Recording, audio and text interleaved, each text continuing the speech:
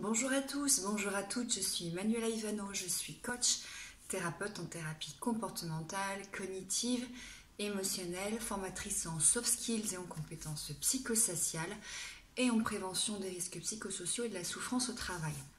Et j'exerce au cabinet médical de Marly. Aujourd'hui, j'aimerais vous parler à nouveau d'affirmation de soi et pourquoi s'affirmer n'est pas imposé. Alors si vous suivez mes vidéos depuis quelques temps, que ce soit sur les schémas, l'affirmation de soi, vous savez maintenant que l'affirmation de soi, c'est considérer l'autre comme son égal.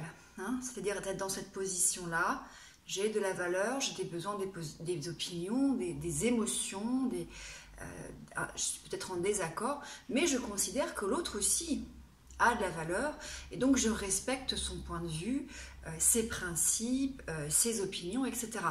Et bien évidemment, je dois aussi faire en sorte qu'il respecte mes besoins, mon point de vue, mes opinions.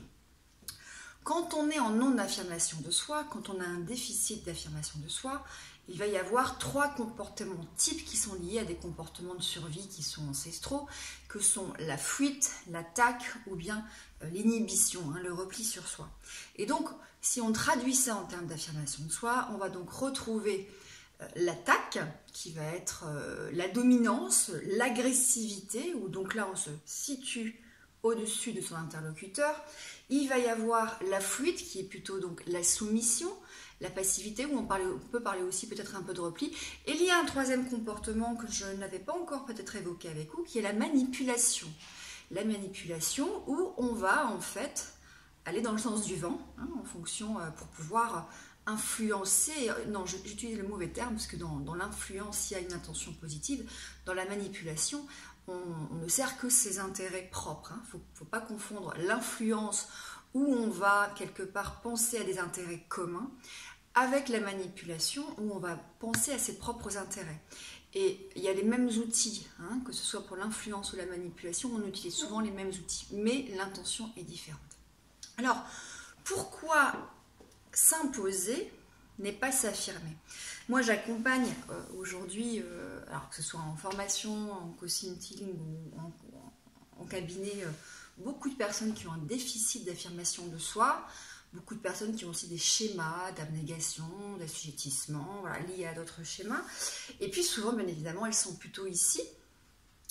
Et puis, à un moment donné, elles se disent, bon, bah là, maintenant, je veux sortir de ce comportement, donc je veux m'imposer. Donc, sous-entendu, là, quand on s'impose, on n'est pas en affirmation de soi. Puisqu'on ne fait pas attention à l'autre, on ne prête pas d'attention ou de valeur aux besoins de l'autre, aux opinions de l'autre, aux sentiments de l'autre. Donc, s'imposer n'est pas le comportement adapté. Vous allez tomber dans un des comportements de survie qui là est l'attaque. Et le cerveau est très bien conçu puisqu'il a tendance, et ça on le voit aussi dans la thérapie des schémas, pour ceux qui me suivent en tout cas sur YouTube et que j'accompagne en thérapie des schémas, on voit que dans un schéma, il y a la soumission au schéma, la fuite et la compensation. La compensation, c'est l'attaque. Et donc quand on veut éviter un comportement, quand on en a marre d'avoir un certain comportement,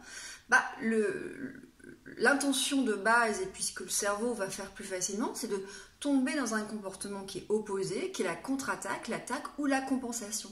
Et là, bien évidemment, on n'est pas non plus dans un comportement qui est adapté, puisqu'on va se retrouver ici et on n'est pas là. D'accord? Donc, ne cherchez pas à vous imposer, ce n'est pas la solution. Cherchez à vous affirmer, c'est-à-dire à respecter, d'abord comprendre vos besoins, être à l'écoute de vos émotions et savoir ce que l'émotion vous amène comme besoin à ce moment-là, et à l'affirmer et de la verbaliser avec respect de l'autre, donc respect de soi et respect de l'autre. Si vous ne vous affirmez pas, si vous ne dites rien, si vous ne faites rien, vous restez bloqué en passivité, en soumission.